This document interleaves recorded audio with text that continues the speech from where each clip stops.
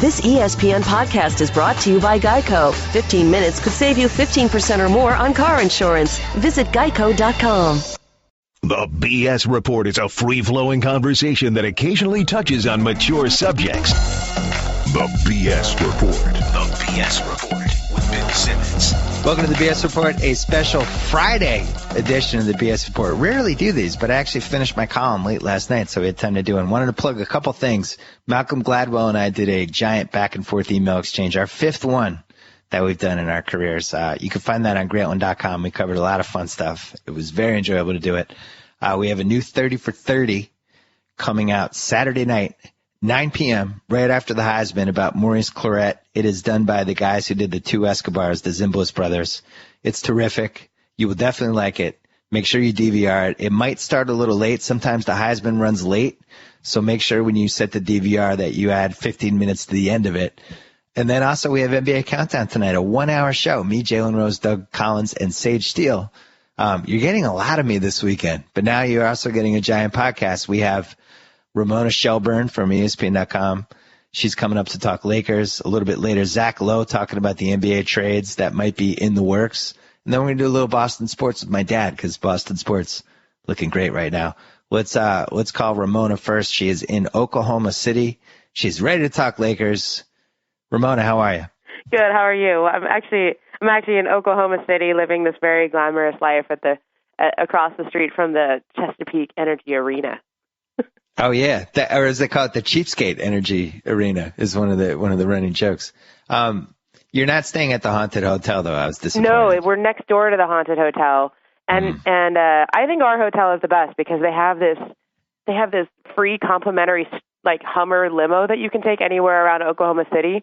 So somehow last night, me and Jay Adonde ended up riding around in this thing playing 90s music, going to some restaurant in Bricktown. It was like I don't know how this night happened, but somehow we ended up having dinner with Gary Vitti and Pau Gasol and riding around in a stretch limo in Oklahoma City. So I don't know what people say about this town, but it's pretty cool to me. I didn't mind Oklahoma City. The only thing I didn't like was we spent a lot of time there for the 2012 finals. The only thing I didn't like was the coffee situation. It was just really tough. With the coffee? Just couldn't find coffee. I don't know if they've addressed it, but in that little downtown area. Are you like a coffee snob? I didn't know this about you because to me, like I just make it in the room and it's fine. No, come on. The coffee is the highlight of my day. Everything is downhill after coffee. So, hey, I wanted to have you on because for a lot of reasons, but Kobe Bryant, Gladwell and I did a big back and forth today that we put on Greatland. And one of the things we were talking about was Kobe's, I don't know, I guess the word would be defiance about him taking that giant salary extension. And I thought it was really interesting, and I actually found myself agreeing with him, even though I thought he was also being a little bit selfish by hurting their salary cap. He's right in the sense that why should he be the one that takes a pay cut when these NBA owners make so much money? When you were following what he's talked about publicly, what was your reaction? Well, I mean, I think the reason why you find yourself agreeing with him is because we all kind of know that NBA superstars are actually really underpaid. And so there's that line of thinking that is theoretical in the sense that Kobe Bryant is probably worth $100 million a year to the Lakers in terms of what he brings them on their TV deal, on their radio deal, in terms of branding and sponsorship. And that's why all those celebrities pay $5,000 to sit in those seats. And so, just from a business perspective, he's worth whatever they're paying him and then some. But there is that salary cap. And when you look at it, 100% what he's taking is going to affect them going forward in the next couple of years. And so you can't have one argument without looking at the other argument. And I personally, I think the Lakers got very real with themselves over the last. I know everybody's slamming him for giving that contract, but they did two things with that contract. They kept him happy, and we all know that Kobe has a lot of friends in the media, but also is not afraid of saying anything to anyone at any time. And if they hadn't kept him happy, if he'd come into the season without a contract in hand, feeling like he's coming back from an Achilles, without any guarantee that the Lakers are committing to him going forward, where he's sort of on a make good type contract or situation this year, I don't think he was going to stay quiet for very long, because I think that somebody who's won 5 titles with the Lakers, has done as much for the Lakers financially and on the court as he has. I think he understands his value, and I think he would have been really disappointed if they didn't step up and get it done, and I think we would have heard about it all year. So on the one hand, you nip that problem in the bud, and on the other hand, you get real with yourself and say, were we really going to get LeBron? Were we really going to get Carmelo Anthony this year? Probably not. And so if you're talking more about getting Danny Granger and Luol Deng, it's not the worst thing in the world to overpay Kobe Bryant and then get on the back end the goodwill from him, but also to be able to say to your fans and future players that you're trying to recruit here, hey, look how we take care of our own. And is it fair to say that the goal was not to win another title here with Kobe Bryant? The goal was to basically buy a nice little 2-year window, sell some tickets, ride this out, seem like good people. But then ultimately he comes off at the end of the 2016 season, and somebody who lives in the same city you're in right now becomes a free agent, as well as a lot of other people. I mean, the middle of the decade is where the real marquee free agents Absolutely. are. I think the Lakers looked at the 2014 class and said, we're probably not getting LeBron. Even if we were to get Melo, who knows, is that really the answer? 2015 gets interesting with Kevin Love, and 2016 gets very interesting with Kevin Durant and Russell Westbrook, Kyrie Irving. I mean, these are the names that you got to be looking at. And so I don't think this. I know this. I know the Lakers are looking at the 2015 and 16 classes, going, let's buy ourselves some time, because if we bet everything on 2014, and we kind of have an idea that we're probably not going to get either the top two guys, then all of a sudden you become Thelma and Louise driving off the Grand Canyon saying, but we're still going to get LeBron and Melo, and then you end up with nothing and an unhappy Kobe Bryant. Just cut your losses. Make sure you lock in the box office, and you have a reason to come to your games for the next 2 years. Give yourself a puncher's chance at winning, and try again in 15 and 16. And let's be honest, if Steve Nash is a medical retirement and they can convince Pau to come back for a pay cut, something like $12 million, and they can go out and get a couple other people, like they'll, at least it's not like they're going to be in the lottery every year. Like they'll be a fringe playoff team or a playoff team. Yeah, they have a puncher's chance. Now, if you ask Kobe, I think he thinks that any team he's on has a chance to win a title. Yep. Because he's Kobe. That's how he thinks of himself, and the world revolves around that worldview. But I just think that I'm not so sure that Pau is really in their plans long term. I think he can play himself into their plans, but if he keeps griping and saying, I'm looking forward to being a free agent and maybe I'll go back to Memphis, while he's shooting a career low and averaging 13 points a game, that's not exactly a guy that they're chomping at the bit to re-sign to any kind of an extension this summer. So that situation is going to come to a head pretty quickly, because either he's just going to be an expiring contract for them, or they're going to have to think about trading him and getting some assets. Well, I was going to ask you about that. He would be a really good trade asset. I think he'd be a great trade asset, especially for a contender that wants to get a big guy in the last year of his contract who's got every reason to show well right now. I mean, I think Pau is playing horribly right now. I mean, he's self-admittedly. I mean, he's shooting the worst he's shot in his career lowest shooting percentage, and you don't have that Dwight Howard excuse anymore.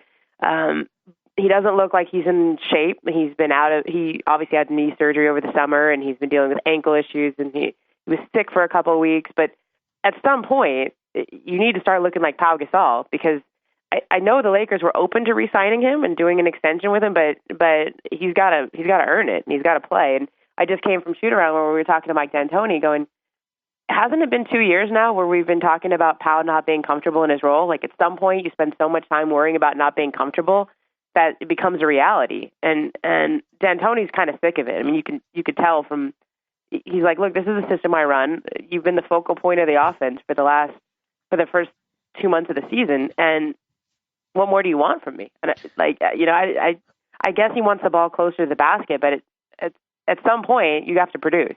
And right now he's not producing. I thought he was going to have a monster season. Me too. I really did. I thought, like, oh man, this guy's in a contract year. Howard's gone, the whole offense. And if you look at, I obviously spent 3 years writing this book where I spent a lot of time looking at careers and arcs and things like that. And if you look at the arc of just looking at his stats, of Pau Gasol's stats, like he goes, the 09 They win the title. He's 19 a game, 10 rebounds, shot 57% from the field. Oof. Last year, down to 466 for field goal percentage, 13 points, eight and a half rebounds. And we're like, oh, well, maybe it's Dwight Howard's fault. This year, 21 games, shooting 42%. Now he's down to 8 rebounds a game. He's down to 14 and a half points, and he's going to be 34 years old in July. And history says when your stats dip like that, it doesn't come back. I was making the same case when Toronto traded for Jermaine O'Neal a few years ago, and they had traded the pick that ended up being Roy Hibbert. But it was like, no, Jermaine O'Neal, he needs a change of scenery. And it's like, well, his stats really dropped. Like, it's really hard to come back from that once it passes a certain level. And I wonder if he's hit that level. I'm confused because I thought he'd be the kind of player that aged really nicely. You know, right. He's never been dependent on athleticism. I mean, right. he's always been a skillful player. Here's the one thing with Powell that you factor in with him that you don't necessarily factor in with other people is that I think Powell plays well when he's around people who appreciate him and who, I mean, Phil had this great way of understanding what Powell was good at, but also when to push Powell and when to pull back, when to make Powell feel great and when to push him or punch him in the chest like he did in Dallas. I mean, in that series, I don't think he's had that relationship with Mike Brown or Mike D'Antoni. And even though those guys say the right things, like, oh, he's one of the most skilled big men in the game, we love having Powell on our team, they don't mean it the way Phil meant it. And that shows up in his play. I mean, I think Kobe gets him. Kobe's sort of the last man defending him and saying how great he is, and I've won 2 championships with him, and posting the picture of him on Instagram after Dwight left, and calling him his brother, and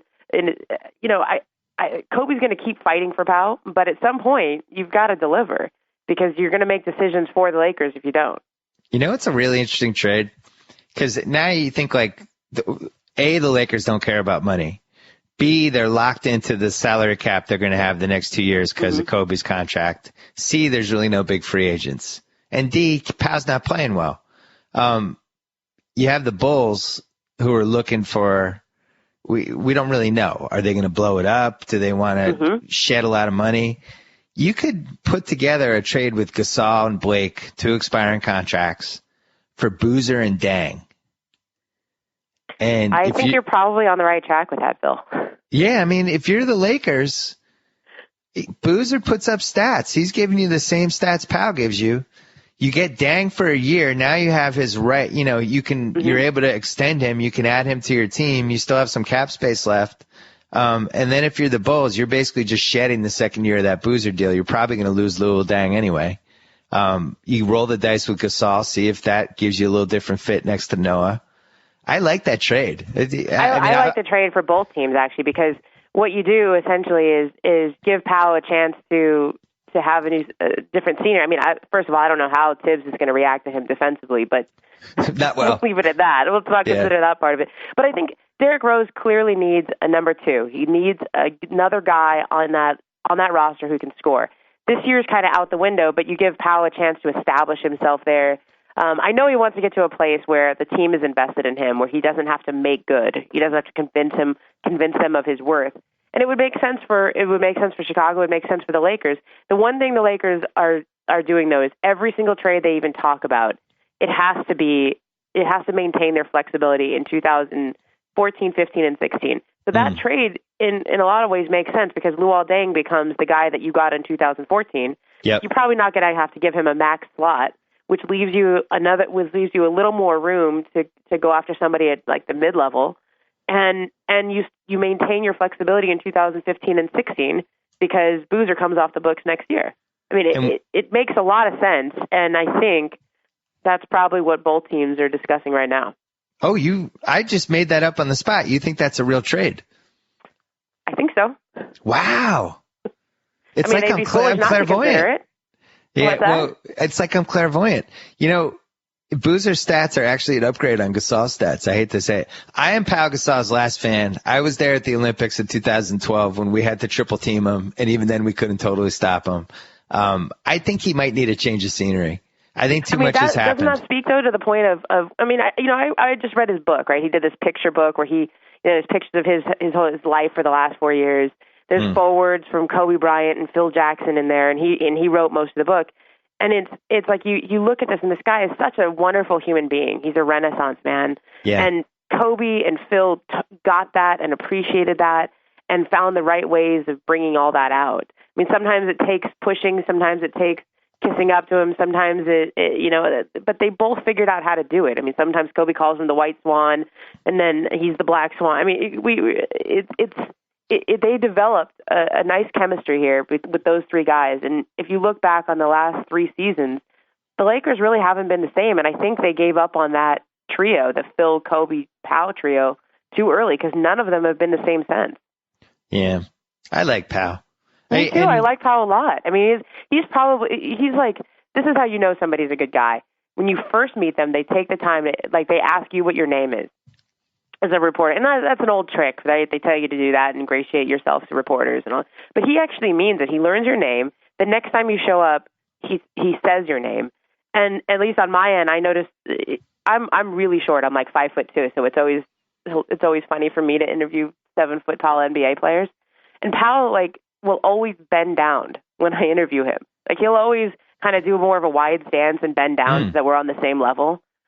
I mean, who does that? What NBA player is that conscientious and that emotionally intelligent to do that?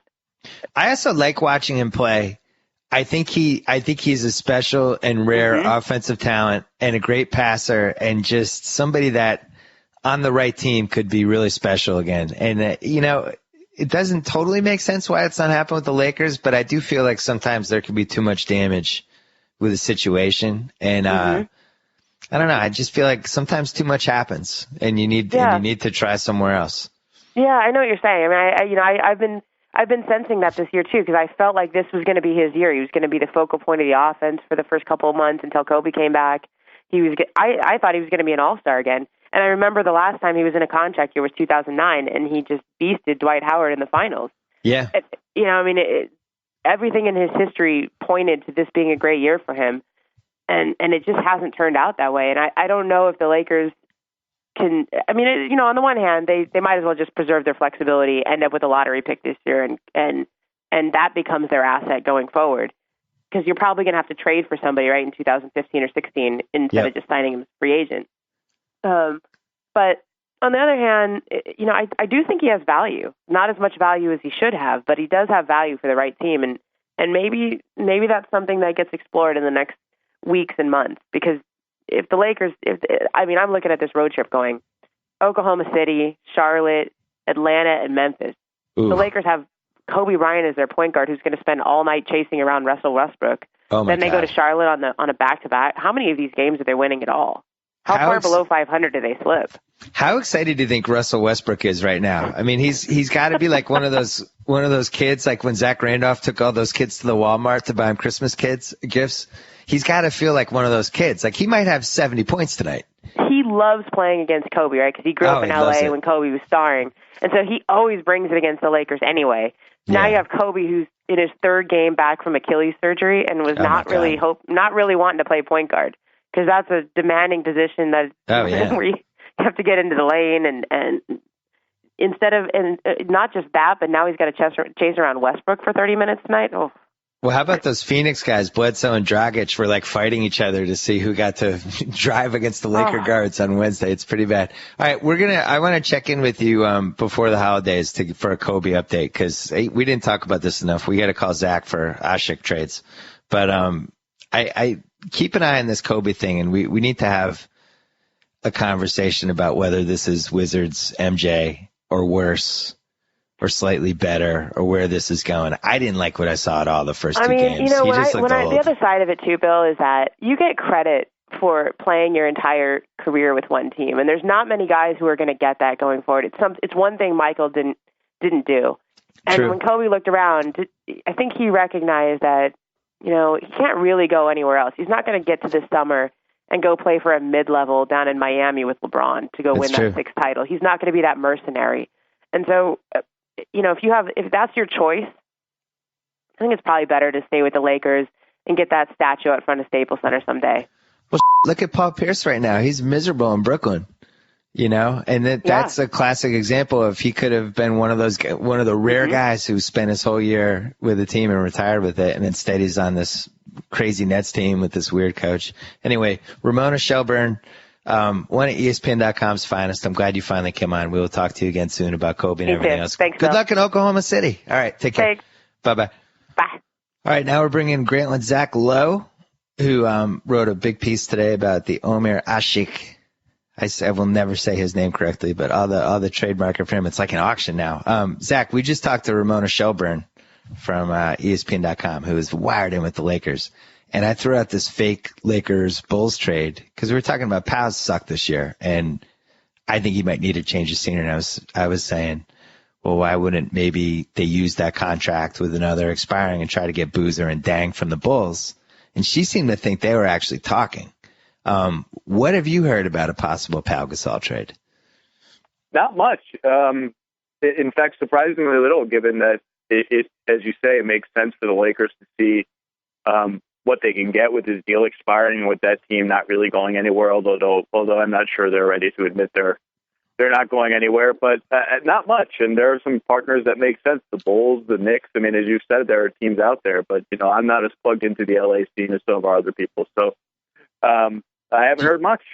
Do you think it's realistic that the Bulls would try to use Dang to get rid of Boozer and get a bunch of expirings back and just kind of throw in the towel for this year? Oh man, I think I don't know how Tibbs would react to using Deng in that manner. I mean, I think the front office, I think that whole franchise right now is still just sort of in shock by Rose being out again, and I don't know that they're ready to make a decisive step in either direction. I mean, I think they should consider it. I mean, they'd be stupid not to think about, okay, what's the future of this team? Is Luol Deng approaching his 29th birthday with a gazillion minutes under his belt? Is he a part of it? I mean, if you can get rid of Boozer and not have to use the amnesty provision, which matters just to Jerry Weinstein's wallet and not really to anything else, I mean, that's something you have to look at. Right. Here's what I'm hearing. I don't think Tibbs is their coach next year. I think that situation is just done. I haven't talked to anybody who thinks that situation is salvageable. There's so much bad blood now. And then on top of it, he might be one of those Doug Collins type coaches that, 3 years, it's great, but just so much energy and intensity that the guys kind of wear out a little bit. And I wonder if, you have some high profile jobs coming up. Maybe it might be the right time for him to move on. And it might be the Knicks or it might be somebody else. But I'm a believer in that theory that this is his last year. I don't know what you think, though.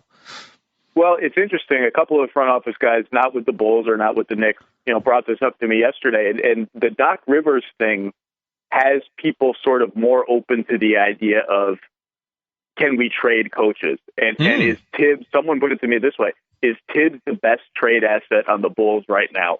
Wow. In terms of, he's got 3 years left on his deal. In getting out of that contract, we saw how complicated that is with Doc Rivers. Just, how do we work the contract? Does he quit? Does he get fired? What's the best way to do this? There's a new job that he wants. Well, how complicated is that? But the Doc situation and the way it was resolved has people sort of thinking that that's an avenue that may be more possible, not just for Tibbs, but just sort of like it opened up people's eyes again that this could happen. It's happened before. It happened with Pat Riley. But it just opened up people's eyes, and that's the way a couple people put it to me, and I kind of like that. I don't know that anyone is ready to jump off that bridge yet. You're plugged into that situation, but I'll say this. Watching the Bulls in New York this week and just talking to people around that team, I'm just worried. I'm worried this is going to be worse than last year. Last year, they were able to sort of mentally prepare for the season without Rose and just the grind that it was going to be. They signed some guys that could create shots like Nate Robinson and Bellinelli. This was the year. This was the year where it was all going to come together, and they had been building to this, and just to have it ripped away from you in the same way again, and just to look at that schedule and say, Jesus, there are 60 games left that we're going to have to win 88, 85. I'm worried that this is going to be a worse situation. Not necessarily, it's going to be infight or anything, just that they're just not up for this grind anymore. Yeah, that it takes a level of energy that they were able to summon last year, but is not something that gets summoned year after year. And they're averaging 92 points a game, 28th in the league. As you said, every game has to be 88 to 85, 87 to 84, 80 to 78. Just getting a good shot off is such hard work. I mean, I don't mean this in a bad way. I mean, they just don't have, especially with Deng hurt now, I mean, they just don't have anyone that can create a shot. I mean, Mike Dunleavy took 24 shots the other night. Yeah, they're dying for one of those heat check guards, like kind of what Nate gave them last year. Actually, not kind of, exactly what Nate gave them last year. But that guy, that Jordan Crawford, kind of the guy who goes rogue on possessions. They don't have anybody like that. And even you watch the Celtics, if Crawford's not out there, they don't have anyone like that either. Like, it's really tough to score if you don't have that one guy who can at least do something. Deng is a guy who gets to 19 points a game, but you're never totally sure how, which would actually be a fun all-star team. I think Greg Monroe is the starting center on that team. I watch the Pistons. I never understand how he gets to 17 points. I'm like, I watched this whole game. How did he get 17 points?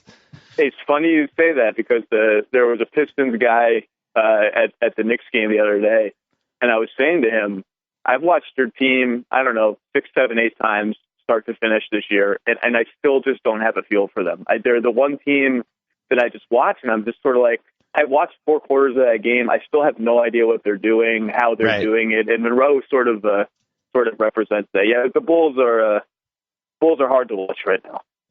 I think Monroe is going to get traded.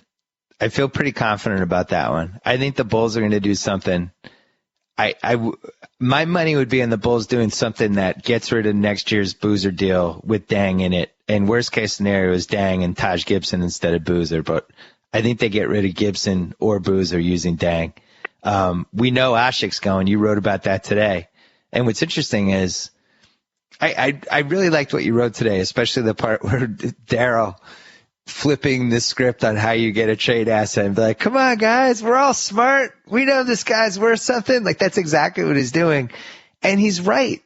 Ashik's a real asset, and teams should be wanting to trade for him. And I actually thought it was smart to put a deadline on it.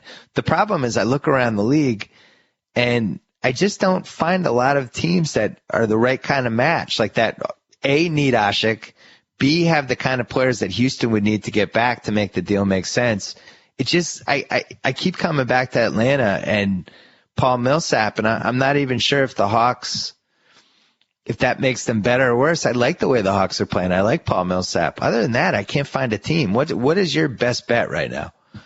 Oh, man. I don't know. I don't have a best bet. And, you know, it is hard to find a team. I think Daryl would prefer to trade him east, which is weird to say, but I think that's true. I don't know if he's going to be able to do that. The Hawks are just so hard to read because Danny Ferry doesn't talk to anyone or permit any leaks of any kind. But that's a team. I think that would make both teams better. I mean, I love Paul Millsap. I think Millsap is probably a better player than Ashik overall, but that Ashik just brings a dimension that Atlanta it just doesn't have and doesn't even come close to having. I think that could be a deal that would help both teams. I don't think it's going to be Milwaukee for Ilyasova. I don't think it's going to be Cleveland for Varejao. Philly for Thad Young, I just don't get why Philly would do that. It kind of makes them better. They don't want to be better. They're stabbing rusty nails into Michael Carter Williams' knee trying to get him to miss more games. What do they want Ashik for? And the same, Boston has come up in a couple of rumors that just never made any sense to me. I think Boston is going to be on the other side. You mentioned Jordan Crawford, earlier today. I think Jordan Crawford is a guy. Yeah, if I were Danny Ainge, I'd be calling, hey, you guys see Eastern Conference Player of the Week last week? You saw that, right? And, you can use the Player of the Week. There are 4 guys who won Player of the Week this year. We have one of them. Yeah. The Celtics have a bunch of guys who would actually help contenders. I was making this case about Brandon Bass with somebody that Brandon Bass is like he's a really important player for them. You can't tell me he's not an 8th man on a contender right now. Like, he would help somebody. I think the way Courtney Lee's shooting would help somebody. Crawford obviously is a heat check guy, would really help somebody. Bradley is a third guard who can, defend all type of people. They have assets. I'm not sure. I have no feel for what the Celtics even want to do. I don't know when Rondo's coming back. Like, do they swing the other way and try to make a run at Pau Gasol and see if, like, he just needs a change of scenery? I have no idea. And this is why it's such a confusing trade deadline, or trade period, because we're about to hit the December 15th is when everybody can be traded. So it's basically a 2-month sprint from then on. I have no feel for what teams want to do, and I can't remember feeling like that before. Well, I mean, I think the Celtics, I think, would get worse before they got better, in terms of Pau versus selling. I think selling will win. And of all those guys you mentioned, Bass is one of the guys I would bet a lot of money gets dealt. I think Lee will be tough to move. They don't have any interest in moving Bradley. Crawford, maybe if they get something for him. But Bass to me, he might be a little overpaid for this role, but he is an absolutely perfect third big man on a good team. Yeah, and also somebody we've seen play in big games and who's not afraid, who takes it at people, and I think there's something to be said for that. I also feel the same way about Crawford. Could he be a poor man's Jamal Crawford on a contender? Like, I actually feel like he could. He has games where he gets hot. He's somebody that I, abjectly hated to watch play basketball, who I think it's President Brad Stevens. This is his greatest hour, that he turned Jordan Crawford into someone. How much time did you spend with Stevens? You did an interview with him this week. How much time did you get? Just 15 minutes one-on-one about, we just stood on the practice court talking, but it wasn't super long, but it was pretty long, and, nice guy. That's my Jordan Crawford questions. I find it hard to believe they didn't have a conversation like, do you want to stay in the NBA? Right. Would you like to get paid to play professional basketball in the United States? Please stop taking horrific shots and start passing a little bit more. But maybe that's the truth. There's something about how he handles his business that I think is really fascinating, and I don't remember another Boston coach doing this that I've followed anyway, where it's super positive all the time. He never talks about himself. He's always about putting guys in a position to succeed, like take whatever their strength is or strengths, and then he just emphasizes that. All these guys love playing for him, and he has a really good sense of what his guys can and can't do, which I think is probably the single best skill you can have as a coach. Like, he knows, hey, there's Jared Sullinger. He can do this, this, and this, and then Jared Sullinger does those three things. I've just really liked the way my dad and we taped something that's going to be at the end of this podcast. We were saying they're 10-14. I don't think there's been a game this season where they had the best player on the floor. Like, to win 10 games when game after game the other two team has the two best players on the floor, or the three best players on the floor, or whatever, like the Clippers game the other night, is pretty impossible. Well, they played the Bucks 3 times already, I think, and lost twice. Right. Right. So you think Asik, he definitely goes on December 19th. No question, he leaves. Yes, I agree with that. But we have no idea where he's going. No, I don't. I really don't. I mean, you've seen all these teams come out in the last 24 or 48 hours, right? I mean, we could probably name 8 or 9 of them. And today I wrote that Charlotte was the team that they approached asking for 2 picks and swap rights. And that's weird when you think about it. They've got Biyombo, Al Jefferson, a bunch of big guys, and presumably Biyombo might go in that trade. But I don't think that has any legs. I'm sure there are a couple teams we don't know about. If you absolutely forced me to guess, I would guess Atlanta, but that's just a wild guess. Yeah, you might talk me into Denver too. Another guy that I think is going to get traded, even though he has not been rumored at all, and I'm not saying I'm hearing anything happening or anything like that. I just think there's been a little buzz, but also just watching the team, it makes sense. I think David Lee gets shopped. I watched that team. And that team to me is Bogut with the 4 perimeter guys. That is their destiny. That's the team that has a chance to make the finals. But when it's Bogut and Lee, it doesn't give me the same vibe. And I don't know if Lee fits in on this team. And also, he's got 2 years left after this. He's making 14 this year. The contract goes up, so it'll be a little tough to trade. But on the other hand, like if you're Houston and you don't really care about money anymore at this point, and you could flip Asik with something else for David Lee, that's somebody that could really help them. So I wonder if they're like a dark horse possibility. I don't know if Darryl would trade with a Western contender, though. That's the part I don't I don't have an answer for. Yeah, that's an interesting question because, the cold calculating types are like, oh, who cares about divisions and conferences? Just get the best deal. But that's harder to do when you're a contender or you think you're a contender and you're giving another piece to another contender.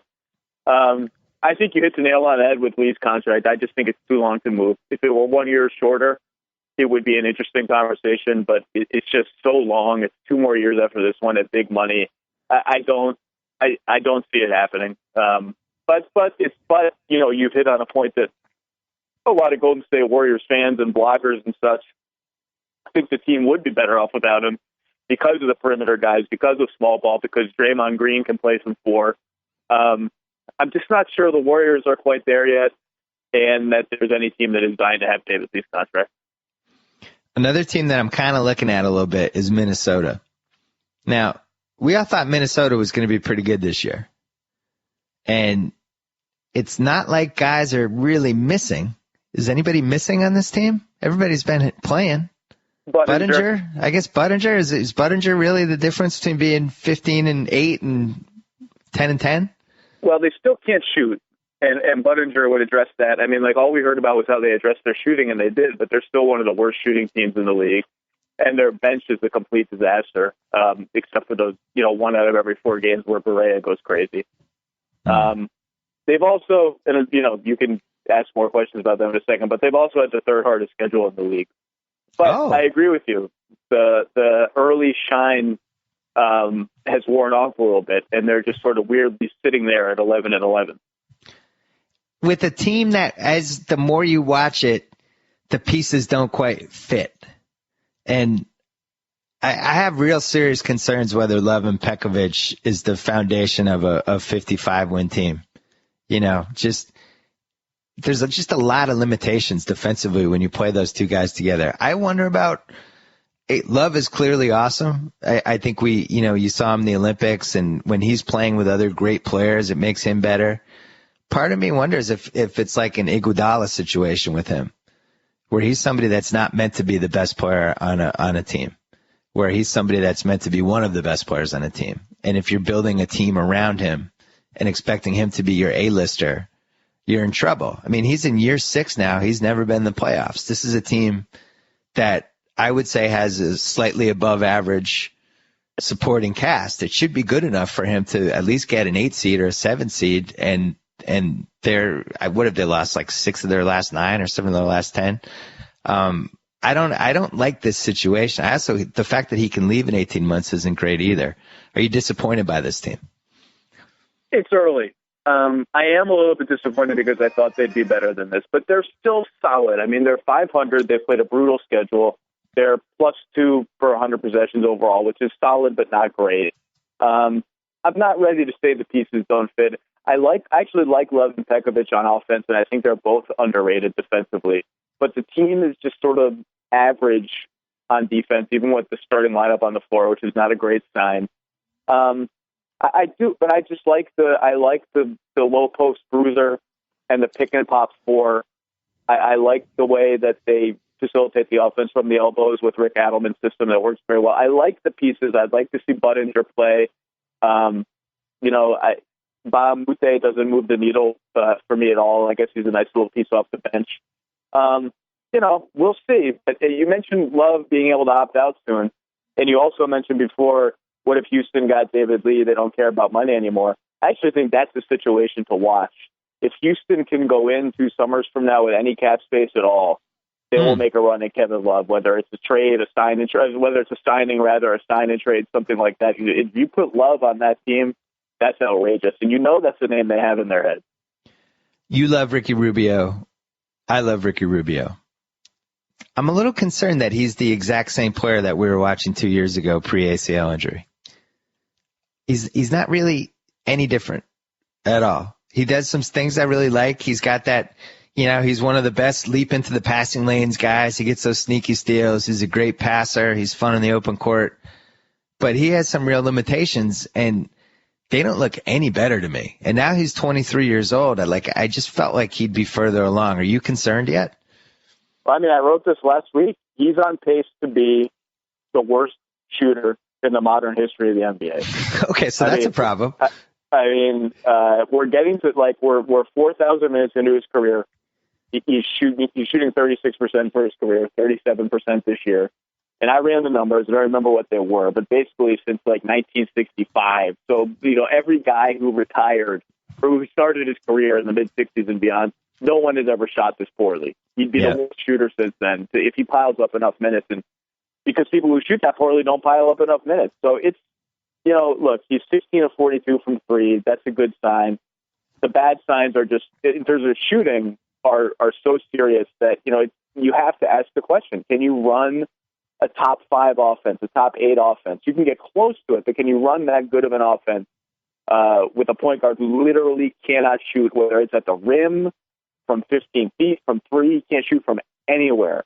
And a lot of GMs and assistant GMs I know are sort of rooting for them to make the playoffs because they want to see what happens to a Timberwolves team that gets game planned for 7 games by a defense that has nothing else to do but game plan for them. And how would a playoff defense treat Rubio? Would it be a more serious problem? But yeah, I mean, look, I love Rubio. I love to watch him play. To sit here and pretend like the shooting, it's not getting better, and it's a serious problem. And I guess your best case scenario here would be Jason Kidd, who started out with some of the same shooting concerns. He wasn't quite as bad as Rubio is. By year 3, he was over 40% field goal. He made 37% of his threes that year, which was actually the best he did for about the next 10.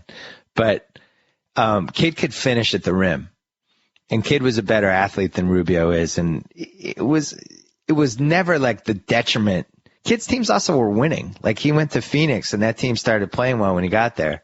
I'm worried. I really wanted this Love Rubio thing to work. Remember before the season where we did our little League Pass preview, and basically from Minnesota, all we could write about was how excited we were that Love and Rubio were finally healthy, and this is the year, and maybe it's the schedule. I don't know, but something's off with this team.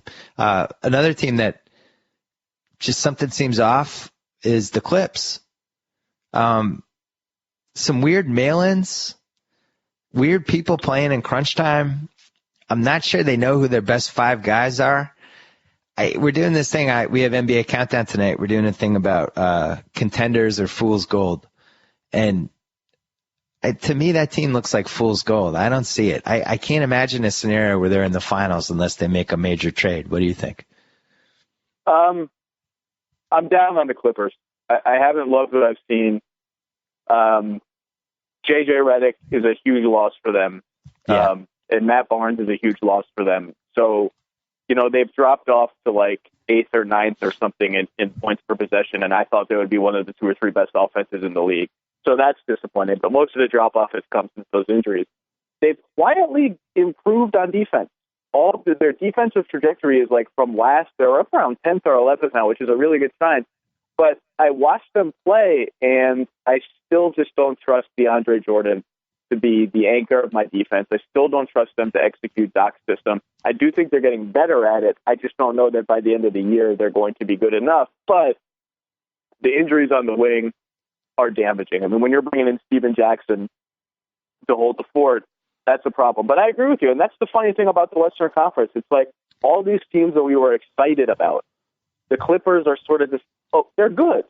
The Rockets are just good. And when as we've talked about this before, when they lose ugly. The Grizzlies are in major trouble. The Warriors without Iguodala have been a bit not good. And it's all these teams that we were excited for. Minnesota, we just talked about, are just not quite at the stage we thought there would be. And it's like Portland got all of their sort of optimistic outcomes, and they've shot to the top of the conference, and everyone else is just sort of straggling. You didn't. I was higher on Portland the last time we talked than you were. Have you become more optimistic? I can't even. Portland is so weird because now they're 19-4, and you would think they would be doing something that you would view as unsustainable, and they're not really. I mean, we thought they'd be a very good offensive team and a mediocre to bad defensive team, and that's what they are. They're the number 1 offense in the league, and they're 20th in defense, and they're actually falling a little bit further from average than they were last week, or the last time we talked. their defense is okay with the starting lineup in, as we talked about. It's about average. It's not great. But I guess what is unexpected is that we thought their offense would be good. We didn't think it would be easily the best offense in the league. And when you watch them play, it's like, it makes sense. They got shooting everywhere. LaMarcus is having a monster year. Maybe it's time to recalibrate my expectations for the Blazers. Maybe they aren't going to fall Rip back City! 5, 6, 7 race. Rip City! The shooting has been a big difference because I didn't think Matthews and Batum played well last year. I'm a big Wesley Matthews fan. I just didn't think either of those guys played well. And if anything, Batum looked like he was kind of edging toward maybe being not that great of a contract. If those guys are over 40% threes the whole year like they have been, it changes what they do. Lopez was a steal. We knew that this summer when they just hijacked him for nothing. And then Aldridge is re-engaged. And, a game like that, obviously he had one of the best games of his career last night, so you don't want to overreact to that part of it. But they have somebody who can go to toe-to-toe against Harden, Durant, whoever. Like, he has the confidence. He feels like he belongs on the same in the same conversation with those guys. And on top of it, a really, really great home court advantage. Like, that's worth something, That's tough to go there and win a game. I think they can get a 2 seed.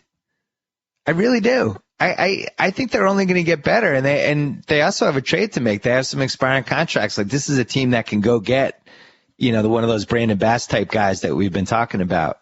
They can add one more piece to this team and go 9 deep and be really, really good. I'm a believer. I am. I think they could make the finals. I can't believe I'm saying it, but easy. Come on, I'm telling you, make the finals.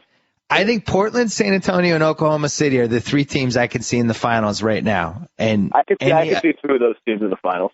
I can't get there on Portland yet, but I will. Look, they're playing great, and I could be wrong. I don't see them on the Thunder and the Spurs level over the long haul, but it's getting to the point where I don't know why anymore, except it's just taking my brain time to catch up, I guess. The argument is they don't have the reps, and it's like it could be an Indiana situation from 2 years ago where, and that's probably the best comparison, right? They're the Pacers from 2 years ago, and in a best case scenario, they're the Pacers from last year, where it's like they're ready before we thought they were going to be ready, and stuff's happening, and they're just getting better and better. The big difference is Indiana was built on defense and Portland's built on offense. But there's a feistiness to the team that I really like too. Like Lillard is just a badass. That's a dude, like, you don't mess with Lillard. He's got an attitude to him. It's a little like his Oakland cohort GP. And Batum is very anti-European. Like, he's one of those sneaky, like, he does sneaky villain stuff sometimes. Remember when he hit that guy in the nuts in the Olympics? I was going to say, he punched Juan Carlos Navarro right in the ball with a look on his face. Totally. If he had a weapon, he might have killed Juan Carlos Navarro. Yeah, I think he's a badass. Wesley Matthews is a tough dude. Aldridge is a tough dude. I like the team. And it's interesting. We haven't really seen if CJ McCollum can have an impact for these guys yet or not. But if they could get their bench to the point when him and Mo Williams come in together and just kind of become a double heat check thing, that's another wrinkle that I'm excited for. The one, Thomas Robinson hasn't really done anything, which I think maybe I was wrong on him. Should I give up on Thomas Robinson? Is it too late or too early? No, he's but you mentioned Bass, and I think a third big would be fantastic for them because Freeland and Robinson are giving them nice minutes off the bench, but they're very limited players, and their minutes have gone up and down a little bit. Robinson's had a couple single-digit minute games in the last 10 games. So it's clear that, Terry Stotts' trust of those guys sort of wavers. But Robinson, look, this is his second year. He's had a really chaotic career. He clearly brings rebounding and energy, and those are, valuable things on a bench guy. They have a lot of tradable contracts. We talked last time about Batum for, Lopez for Ashik.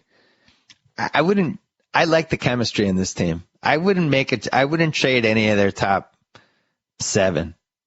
I wouldn't mess with it. I think it's too risky. If they make a trade, it's got to be something like Myers Leonard and I don't know, like some fringe parts. Maybe use a future pick and try to get one more small salary asset or something. Where does I tweeted last night my quarter MVP ballot, and I had Aldridge third. I had LeBron first because I just refuse to not put LeBron first unless he's trapped under something. I agree with that rule. It's just a rule. Like, stop. There are no other candidates. Like, he's ridiculous, and he's at a certain level, and everybody else is at another level. Paul George second, Aldridge third, Kevin Durant fourth, and then I didn't have a fifth one. I think it drops off after that. At gunpoint, I'd say Curry, but that team's 13-10. Like, how valuable is Stephen Curry? I don't know. Who would be your top four? Well, it's so, people want to be like, LaMarcus, should be number 2 in MVP, and it's like, as long as LeBron, Durant, and CP3 are in the league, it's hard to crack the top 3 in MVP voting. And if you want to throw George in now, that's 4. And it's like, okay, is there just a 5th spot that's open? We haven't even talked about Kevin Love yet. But look, LeBron is the MVP. Durant, to me, is still number 2. I mean, we're overlooking what a fantastic season Durant is having because it's just boring to see the guy go out and put up 30, 10, and 5 on 50% shooting every game. Is that what he's doing? LaMarcus is in that mix. They're 3, 4, 5 to me, but 1 and 2 are 1 and 2, and they're set in stone. I had Paul George too, just because I love the way Indiana's played, and I would say they're the team of the first quarter. So, judging by that, I'm giving him the number 2 spot just because of he made a leap that he's the best two-way player in the league other than LeBron. I would obviously rather have Durant if I had a franchise for the next 10 years, but I think he's at least earned that 20-game spot. But I do think it's important that Aldridge is in the conversation because he's been fantastic. And last night, it sounds weird, but I think it's important that he came through last night. That's a nationally televised game against a team that has, one of the best big guys in the league. And he freaking showed up. He put up a 34-25. Like that matters to me, And I think that was a big game for them. They keep taking care of business at home.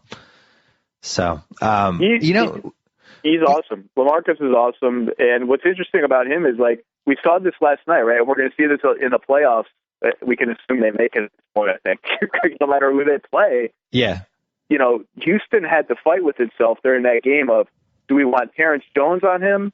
Or do we want to? When do we pull the Dwight card? When do we make Dwight come off of Robin Lopez and guard LaMarcus? And how does that change our defense? And they're going to make every single team think about that question because people don't have 4s that can guard LaMarcus. They have 5s that can do it. I mean, we've seen it with Oklahoma City. They put Perkins on him a lot instead of Ibaka. They're going to make teams think about that choice, and that's uncomfortable for a lot of teams. Well, they are in the same division as Oklahoma City. Portland is 19-4 and Oklahoma City is 17-4. I think that's going to, if both teams stay healthy, I think that's going to be a really, really, really good race. And I believe in Portland. I think they're going to be in the mix. The big thing against them is the playoff reps. But Terry Stotts, who knew? I mean, you were on this early, but man, he's got to be in the coach of the year. I would say it's him and Vogel. I think Popovich is there again. How the Spurs are 17-4 with nobody's having a great season for them right now. Anyway, Zach Lowe, keep your phone on. Lots of stuff happening. Keep your ear out. It's going to be a fun couple of months. I'm excited. The Ashik auction. We'll have to come back on next week and talk about whoever won the Ashik auction. Enjoy the weekend and enjoy whatever trades come. We'll talk to you soon. Have fun. All right, we're going to call my dad to talk a little Boston sports, but before we do, a word from our friends at Subway. Hurry to Subway this December for the featured $5 footlong Chipotle chicken and cheese. Tender chicken topped with melty cheese and a kick of Chipotle Southwest sauce. Try it on toasted flatbread. Nothing stacks up to the value of Subway footlongs. Subway, eat fresh. All right, we're bringing in my dad because the Patriots now have the 1 seed. Dad, we've lost every good player on this team except for like 3 guys, and we have a chance to go 13-3 and get the 1 seed. How excited are you? Let's go 1 to 10. Well, I think it's one of the most unbelievable situations that we've ever had. I mean, when you consider who we've lost, we've lost our 2 interior defensive tackles, our best middle linebacker, We've had our two best cornerbacks hurt most of the year. Our right tackle out. Right tackle out for the year. Ridley was out for 10 weeks. Our second best player in the team now out, Gronkowski, for the year. Our third best player's in jail. Yeah, you forget all about that. Our whole offense in April was built around two tight ends and Stephen Ridley. We gave away Danny Woodhead. You didn't like that? I didn't like that move, no. It reminds me of the 2001 season when it seemed completely inconceivable that we could make the Super Bowl with Jermaine Wiggins as the tight end and the receivers we had, and they just kind of kept winning. Well, it's a good analogy. And, you know, somebody was talking to me the other day, reminded me with the years the Giants, 87 and 2 years ago when they went to the Super Bowl. I think they were in 07, I think they were the 6th seed, the last wild card team in. I mean, you never know what's going to happen. Well, the best analogy is the 2010 Packers. That's the one that I get talked into because they had a lot of injuries. Yeah. Oh, they were decimated, and they were a 6th seed, and everybody said no way. And then Rodgers got hot, and some random running back came out of nowhere. I think there's the big difference though is, I mean, we're talking about they were 6th seed, the Giants were 6th seed. We have a chance to be the 1st seed, despite all these crazy injuries. And we've had a tough schedule. We've played some tough teams. And these next two games are very tough, I think, on the road. We've had at least 4 ridiculous wins. And then 2 losses that could have been wins. Yep. Although the crappy call we got in the Cleveland game made up for at least one of the crappy calls in the Jets and Saints game. Well, that might have been a crappy call, but we still had the ball marching on, I think we're on a 30-yard line, marching in for a touchdown. So yeah, we had a minute. I mean, it's not like we would have lost the ball if that call wasn't made. We still would have had the ball with 2nd down, if I recall. I thought it should have been just a 5-yard defensive holding. I didn't think we should have gotten the ball on the 1-yard line. But I definitely think that something happened. I think it would have been weird if they didn't call anything. But we were due for a call. Right. I'm not going to apologize for that call. We were also due to get an onside kick. When they were lining up, I'm not sure if we were due. I don't think we've gotten one in 18 years. That's what I was thinking when we were lining up for it. I was like, well, we never get onside kicks. And then they showed the clip of the last time we got an onside kick, and it was like Adam Vinatieri in the Flying Elvis uniforms. And it was like from when I was probably living at your house. I don't even remember the last time we tried one. Do you? Gostkowski, we've tried a couple. Yeah. I just don't remember ever coming close to getting him. It was one of the great onside kicks I've ever seen in my life. Well, they showed the replay the other night, and what I hadn't realized was the entire middle of the field was completely open on both sides. Yeah. And it was very funny to watch the kicker follow the kick down the 10. I guess it went 9 yards, really. It was very unusual, but it was great to get, obviously. A 1 in a million win, that was. I really like this Pats team. I think they have a lot of fight. I can't remember a single game this year where they rolled over. Like even the terrible Cincinnati game in the monsoon, we still had the ball twice in the last 5 minutes, with a chance to tie it. They haven't been really soundly beaten yet by anybody. No, they haven't been soundly beaten. One of the announcers on the radio was comparing it to the heart of the Red Sox, that they really have the parts are greater than the sum of the whole, and particularly with all these injuries. Don't you worry about Miami on Sunday? Hell yeah. You're hitting Miami at the wrong time, and it's in Miami. And obviously, if Gronkowski was healthy, you'd be feeling it much differently. I'm still shocked, though, that Denver lost last night. I was all ready to pick Miami in that game. It just seemed like the classic. We're kind of resigned to the number 2 seed. We always either we're great in Miami or we stink and we lose. Right. And then when Denver won yesterday, it was kind of like.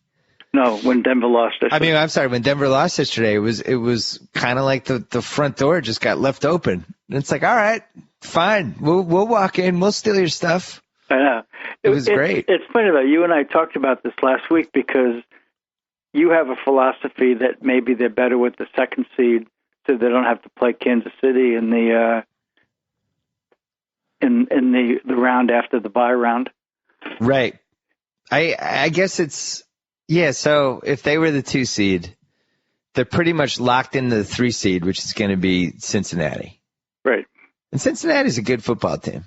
Yeah. I'm not sold on Dalton winning on the road in a playoff game, but they're a good team and they have good players, and A.J. Green's scary, and Bernard is a scary running back and the whole thing. But now that we have a chance for the 1 seed, I'm not sold on the Chiefs. No, I'm not sold on the They're Chiefs. the good bad team. I think we forget could beat that them. they were such a bad team last year, and also people forget, because they were such a bad team last year, their schedule was really easy this year.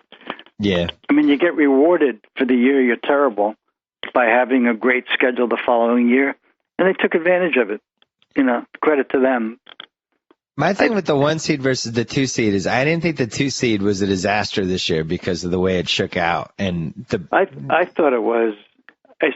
Not that it was. I still think it's much more difficult to beat Denver in Denver. I know it happened last night, but Baltimore did it last year. I just think like the difference between we could go into Denver and win. If it was you're telling me we had to go into Seattle or we had to go into New Orleans, yeah, that's different. Then it's like Jesus, like you know the odds are so stacked against you. We haven't had a lot of luck in Denver in beating them in Denver. It goes back to Rulon Jones. I mean, again, remember you'd always Jake rather Plummer take that game at home. Yeah, we had Rulon Jones, Jake Plummer, the Ben Watson play when he knocked when Champ Bailey was running back the interception touchdown, and Ben Watson, and somehow they said it wasn't a touchback. And yeah, we don't have a great history in Denver. No, but if we hold on to the 1, who are our last 3 games? Well, we have Miami this Sunday in Miami, and then we have a really tough game. Also, the next week we're in Baltimore. Yeah, Baltimore. That's a tough one. And obviously they're fighting for that last wild card place. That's a tough one. With Miami.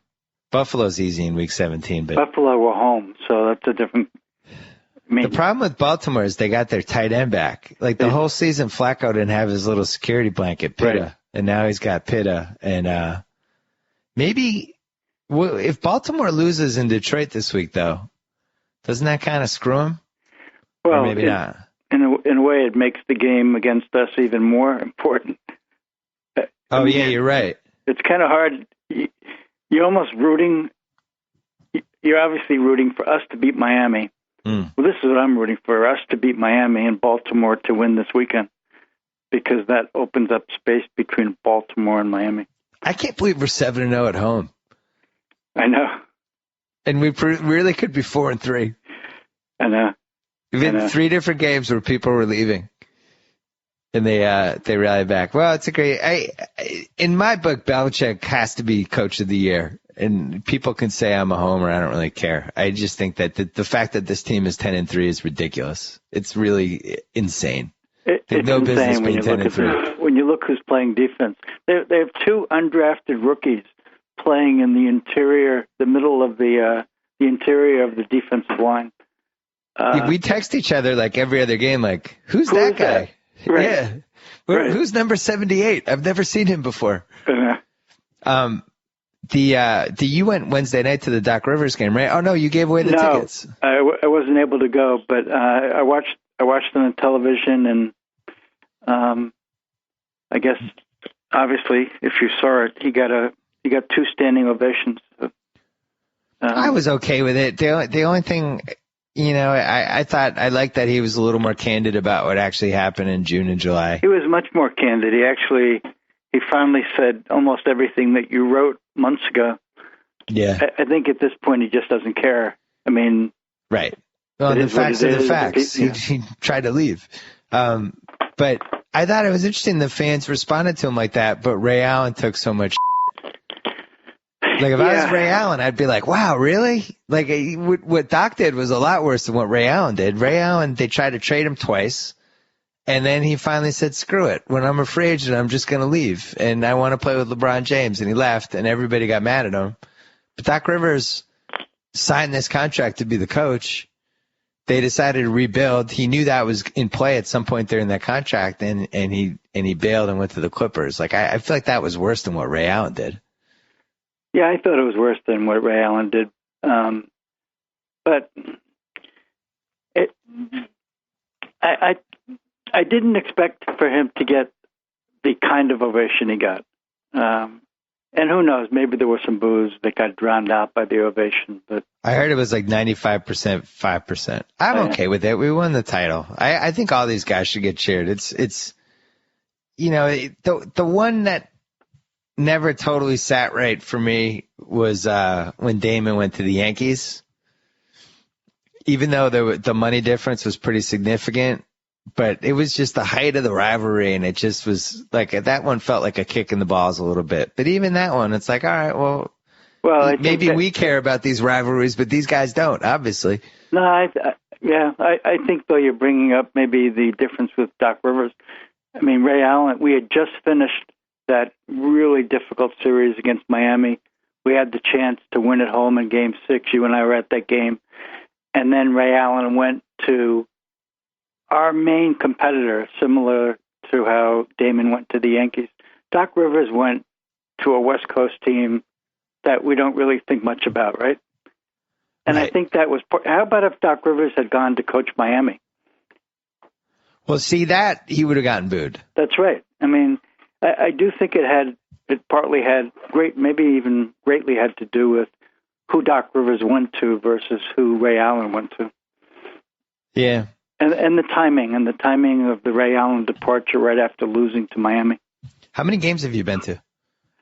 Probably 3 so far. I have more coming up, but I actually didn't expect them to be such an entertaining team. I root for them. I went at the beginning of the year. I was like, I'm rooting against them. I want to tank.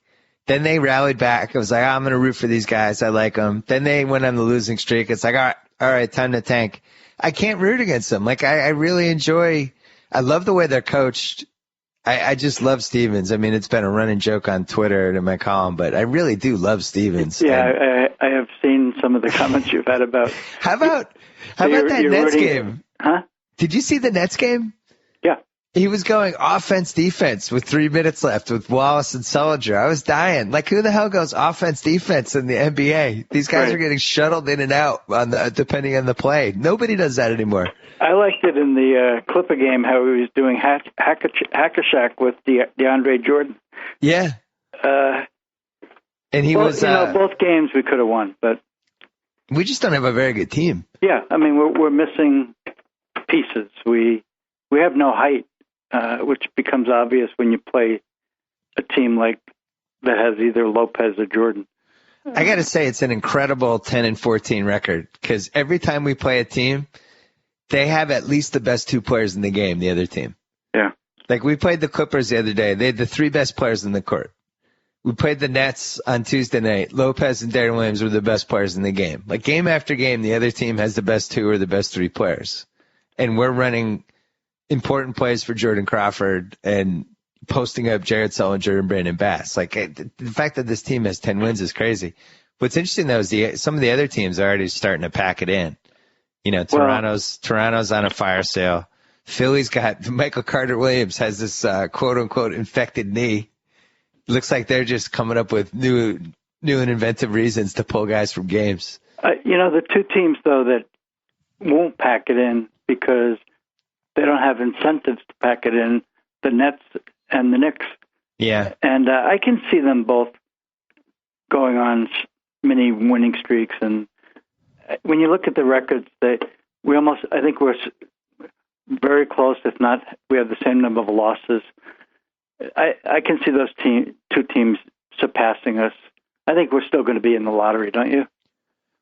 I don't know. I think there's only going to be 1 team coming out of our division. The one thing I'll say, like a week ago, I thought Brooklyn is a disaster, and they're so poorly coached that they might actually really, really screw this up and be a 30-win team. But then watching them Tuesday night, watching them last night, Lopez and Williams are really good. Those guys are – the reality is their team is Lopez and Williams, and all the other guys they have are really expensive role players. Yeah, and the reality is Lopez and Williams missed 5 Right. or 6 or 7 games. So they didn't play in any of those games that they lost. And even if Kidd is an awful coach, which it really seems like he is, by the way, keep hearing from a variety of people how unhappy Pierce is. It actually makes me feel bad. Like, apparently he's like super duper miserable and hates playing for Kidd, and is just it just kind of is looking back at it's almost like the guy who goes to a different college than his buddies, right, and is just at this college like in the middle of nowhere wondering what happened. Well, you and I have I think we both have the same hope, which is that after Pierce plays this year out and his contract is up, he comes back to the Celtics, maybe on a mid-level, and he finishes out his career. Comes off the bench, which he says he doesn't mind doing right now. I really hope he comes back next summer. Me too. And I think it's important. I think it's important to just his legacy. I think he would totally buy in the stuff Steven's doing. And he's made a lot of money. I mean, it's tough to tell these guys to take a huge pay cut, but when if the difference is playing on a contender for 2 years for $5 million a year versus coming home and playing for $3 million a year for 2 years, like, it's really not that much money. He's already made $200 million, 150 or something like that. Yeah, I like this team. Hope I wasn't prepared to like this team so much, and it's hard to root against a team that plays hard. We had the same problem in 2007 when they were tanking for Durant and Odom, but they had guys like Jefferson and Rondo. Remember, that team always played hard down the stretch. It was tough to root against them. But are you okay with the Red Sox winter? No. You're not okay? Wow. No, I'm not okay. I think they have a move to make. For a big bat? I mean, they still haven't settled their... Obviously, you want Bogarts in the lineup, but where do you want him? Do you want him at short or do you want him at third? I want him at short. You want him at short. If you can figure out how to make him a good shortstop, he's just more valuable. Which means that you're banking on a real comeback from your third baseman, and I'm not sure you're going to get that. The Matt Kemp thing is really interesting to me. He's definitely available. You've seen him because you live out there. I think he's a superstar. He just got hurt. He ran into a wall 2 seasons ago, and then it screwed up his shoulder. He's been hurt for a year and a half. But you and I talked about this the other day on the phone. We were saying, like, this is the same thing with Adrian Gonzalez, where he had this injured shoulder, and they're like, no, his power is going to come back, and it never came back. Right. So that's the fear, but he's really charismatic. He's a good guy. I did a podcast with him. I really liked him. I mean, not to judge somebody's character off a podcast, but I thought he was a really cool guy. Everybody out here likes him. Never heard a bad thing about him. He plays hard. And that would be a big difference than with Adrian Gonzalez, who really never wanted to be here. Right, and was kind of just a strange guy. Yeah. I mean, if they were paying a chunk of the salary and we didn't have to give up that much, but I just don't know if I'm the Dodgers why I do that. I'd rather just go into the season and hope somebody panics. I just thought he was going to end up on the Yankees, but then they signed Ellsbury, and that kind of screwed that up. I'm not sure why the Dodgers would pull the trigger now. It's a little bit like what you and I have talked about with Rajon Rondo. You know, until teams feel safe about somebody being perfectly healthy again, you're not going to get. You're going to get 50 cents on the dollar. Right. And if I'm the Dodgers, they can wait. I mean, they can look at the July trade deadline as another time maybe to move Kemp after Kemp has shown people that he's healthy again. I'd wait if I was the Dodgers. I don't think they have a rush. I think in general it's a bad idea to try to make your team in the off season if you don't necessarily have to. And this is something that happens in basketball a lot too. Like the Clippers did this. They made all their moves in July. Don't you wish we had one more hitter in that lineup? Absolutely. Yeah. But I think we can get that hitter in May and June. Like, they're not going to fall so far out of the race that it makes it so that they totally screwed up by not getting the hitter, you know? These guys are always end up being available once the season gets going. Yeah, but I guess. Today we're in a good spot with the local teams. Did you watch the Bruins-Penguins game the other day? No, I didn't watch it. Well, all the cheap shots. What a great game that was. I saw replays of the cheap shots, and Thornton really went after the dude who Orpik, the guy who he cheap shotted the guy we got for Sagan. Right. No, I guess he has his disciplinary hearing today. I did watch them last night, and I thought I know they played Edmonton, and that Edmonton's not a very strong team, but we had in the starting lineup, we had 4 guys called up from Providence. And really? We had our backup goalie because our starting goalie was sick with the flu. I mean, they're playing a little bit like the Patriots right now. They have a lot of guys out. I was glad Sagan cooled off because when he had the 4-goal game, I thought I was going to have to send the paramedics to your house. Believe me, I hate to say this, but except for the Bruins, the first box score I look at every morning is the Dallas box score, hoping that he hasn't scored. He really must have been a wild card for them to just give up on him like that because he was so talented. When he scored those 4 goals, that was about 2 weeks ago, right? Yeah. I just had this pang go right through me. It was horrible. It was horrible. But he hasn't scored since. The other problem, no, he hasn't. He cooled off. Huh? The problem with the Eriksson, he got hurt almost immediately. You know. Well, this is his second concussion, so that worries you. Yeah. I mean, it's not his fault. We're in a good place with the Boston sports scene right now. I'm feeling good. No, we're in a real good place, and we have another one of those. I have to find my special seat on Sunday afternoon, not move, and hope we pull the game out at the end against Miami. Because I think it's going to be close. Feels like just year after year, Pat Stauffen's something. He growing up, year after year, we lost this game, and then things flipped. That's right, and they are playing well. They just seem to have their act together. Yeah. All right, I will talk to you over the weekend. All right. Thanks for coming on the podcast. Say hi to everybody in Boston. Talk to you soon. All right, thanks for having me. Talk to you later. Bye. Bye-bye. Target % off. Whoa. Thank you for downloading the BS Report with Bill Simmons. Too much fun. Check out more podcasts at the iTunes Music Store or at Podcenter at ESPNradio.com. Peace out. Geico presents Strange Savings Stories.